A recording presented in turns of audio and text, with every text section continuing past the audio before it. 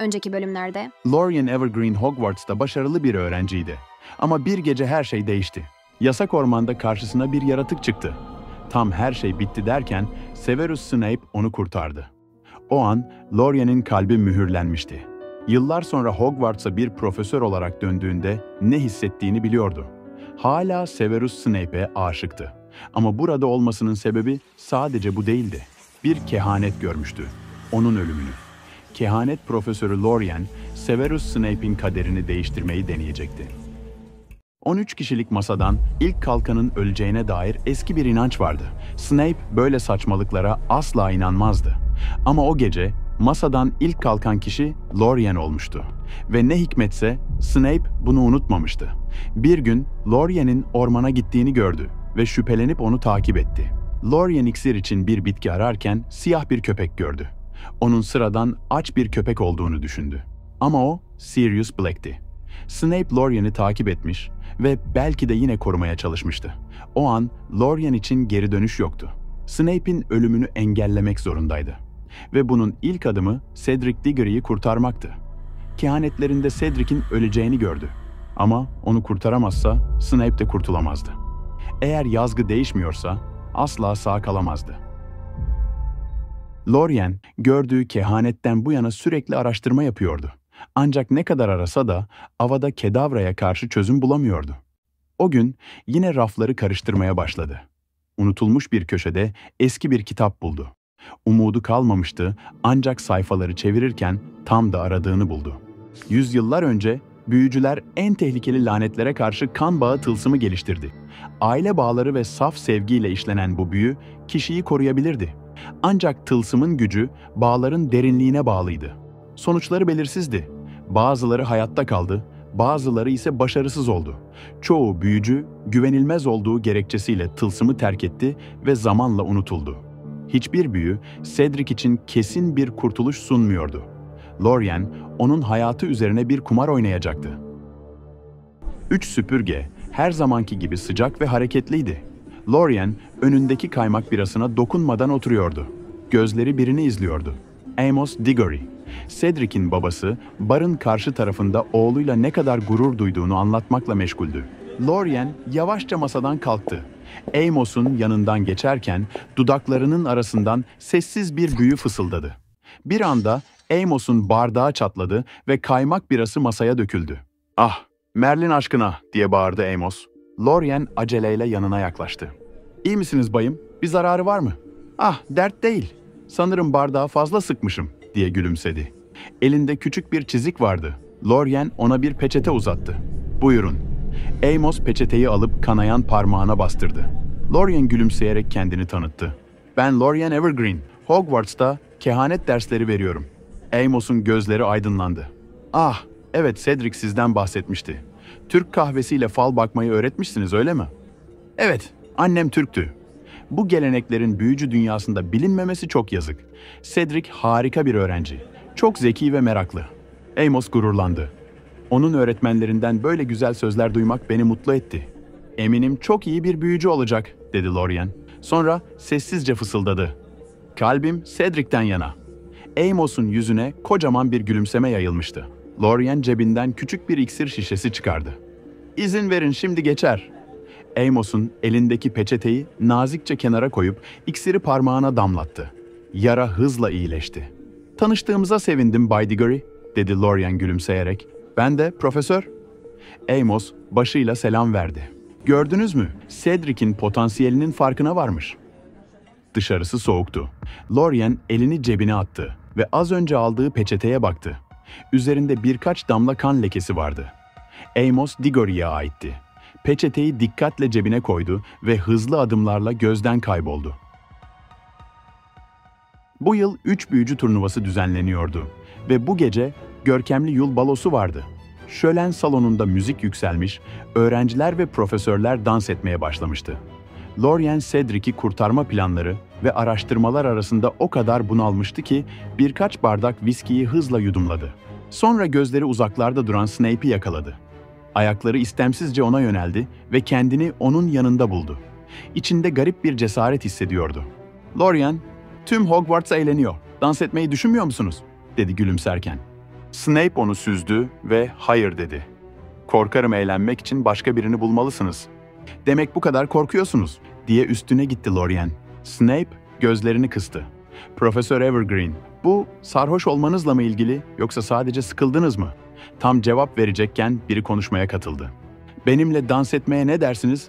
Durmstrang profesörü Alexander Volkov araya girip Lorien'i dansa kaldırmıştı. Lorien, Snape'in yüz ifadesini çözmeye çalıştı. Ancak bir duvar kadar ifadesizdi. Neden olmasın?" diyerek gülümsedi ve dans pistine yöneldi. Snape bir yudum daha içerken kadehini biraz fazla sıkı tuttuğunun farkında değildi. Alexander nazikçe Lorien'in belini tutarak ona rehberlik ediyordu. Ancak Lorien biraz sarhoştu ve dengesini kaybetti.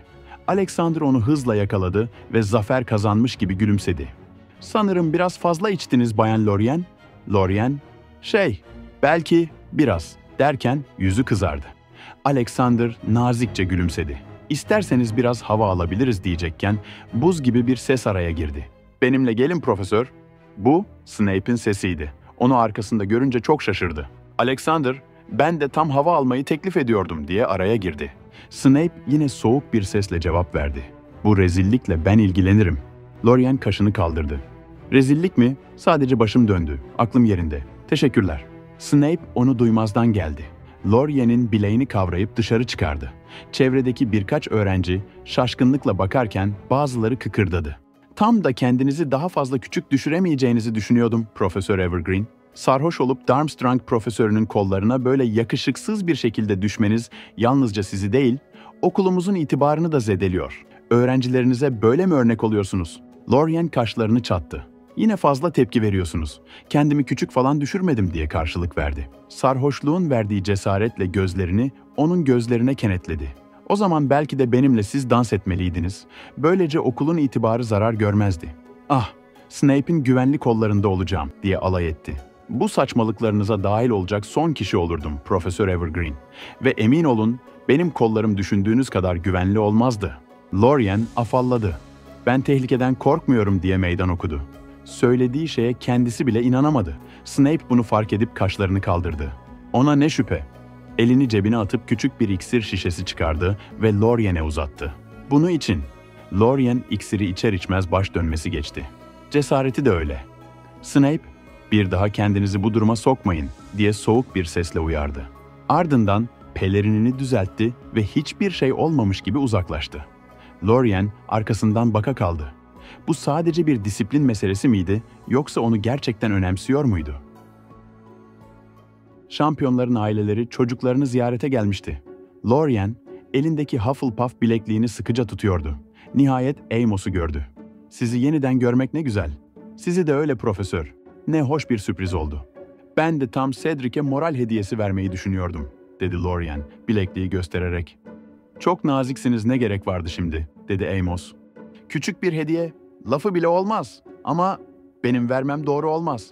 Diğer öğrenciler onu kayırdığımı düşünebilir." dedi Lorien. Sonra aklına parlak bir fikir geldi. "Aslında bunu siz hediye etmelisiniz." "Olur mu öyle şey?" dedi Amos. "Önemli olan Cedric'in morali. Babasının verdiği bir hediye daha anlamlı olur. Aramızda kalacak. Söz." Lorien bilekliği ona verirken içine gizlediği tılsımı hissetti. "Ah, pekala. Çok teşekkür ederim profesör." dedi Amos minnetle. Ardından Cedric'in yanına gitmek için uzaklaştı. "Lütfen işe yarasın." diye mırıldandı Lorien. Şampiyonlar yakınlarıyla birlikte çadırda bekleyip moral veriyordu. Ancak hepsi çok heyecanlıydı. Lorien çadırın dışından onları izliyordu. Bileklik kesin bir kurtuluş sunmadığı için ek bir önlem almaya karar vermişti. Ona basit bir kafa karıştırma büyüsü yapacaktı. Böylece Harry ile karşılaşmayacaktı. Asasını kaldırdı. Büyünün kelimeleri dudaklarından dökülmek üzereydi ki, "Profesör Evergreen." Soğuk, keskin bir ses tam arkasında yankılandı. Snape'in sesiydi. Lorien'in eli havada kaldı. Bütün vücudu buz kesmişti. Tam da sırasıydı şimdi. Yavaşça döndü. Snape şüpheyle ona bakıyordu. "Burada ne yapıyorsunuz profesör?" Lorien bir bahane bulmak için zihnini yokladı. İyi şanslar dilemek istedim." Snape kaşlarını kaldırdı ve gözleri elinde tuttuğu asaya kaydı. Demek öyle." dedi şüpheyle. Lorien asayı usulca pelerinin içine kaydırdı. Ama çok geçti. Zaten görmüştü. Gözlerini ayırmadan bir adım daha yaklaştı ve tehditkar bir fısıltıyla konuşmaya başladı. "Sakın bana yalan söylemeye kalkmayın, Evergreen." Laurie'nin kalbi deli gibi atıyordu. Ancak sesi onunki kadar soğuk çıkmıştı. "Sana yalan söylemiyorum, Profesör Snape. Ayrıca bilmek istiyorum. Neden sürekli arkamda beliriyorsunuz? Neredeyse beni izlediğinizi düşüneceğim." Snape bir an afallamıştı. Ancak belli etmedi. "Hah, sizi izlemek mi? Burası Şampiyonlar Çadırı. Sizin de diğerleri gibi tribünlerde olmanız gerekirdi. Siz niye orada değilsiniz peki?" "Ben okulun güvenliği için buradayım, Evergreen," dedi ve eliyle yolu gösterdi. Lorien çaresizce izleyicilerin arasına doğru ilerledi. Snape bir an durdu ve çadırın içine göz attı. Her şey yolundaydı. Ardından onunla birlikte izleyicilerin arasına karıştı. Üçüncü ve son görev başlamıştı. Lorien nefesini tutarak bekledi. Bir anda Harry ve Cedric arenanın ortasında belirdi. Ancak Cedric yerde hareketsiz yatıyordu, Harry ise başında diz çöküp ağlıyordu. Lorien'in içi titredi. "Olmadı, başaramadım," diye düşündü. Ama etrafındaki insanlar gerçeği henüz kavrayamamıştı. Sonra Harry, kimsenin duymak istemeyeceği bir şey söyledi. "Voldemort geri döndü. Cedric öldü." Herkes şok içindeydi. Amos Diggory, yerde hareketsiz yatan oğlunu görünce öne atıldı. Gözyaşları içinde haykırmaya başladı. Dumbledore hızla Cedric'in nabzını kontrol etti. Hiçbir şey yoktu. Sonra bir kez daha boynuna dokundu ve gözlerini kapattı. İnce ve zayıf bir nabız hissetti. "Yaşıyor," dedi Dumbledore. "Onu hemen götürün." Lorien doğru duyduğundan emin olmak istedi. Tam o anda omzunda keskin bir acı hissetti. Ama şu an bunu umursayacak durumda değildi. Babasının sevgisi Cedric'i kurtarmıştı. Lorien'in gözleri parladı. Kaderi değiştirebiliyordu. Bu demekti ki Severus'u, yani sevdiği adamı kurtarmak imkansız değildi. Bölümlerin devamı için abone olmayı ve videoyu beğenmeyi unutmayın. Siz en çok kimin kurtulmasını istersiniz? Yorumlarda buluşalım.